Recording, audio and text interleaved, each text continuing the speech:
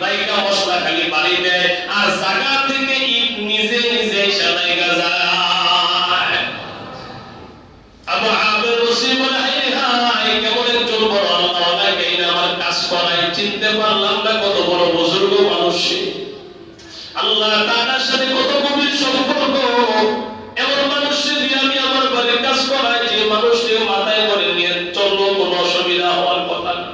এমন মানুষ ইটে যার কথা শুনে ইট হাতে ধরা লাগে না, খালি মশলা লাগায়, ইট নিজে নিজে গিয়া লাগে। আবু আবেদ বসির রহমতুল্লাহ আলাইহি আর সামনে আসলেন না।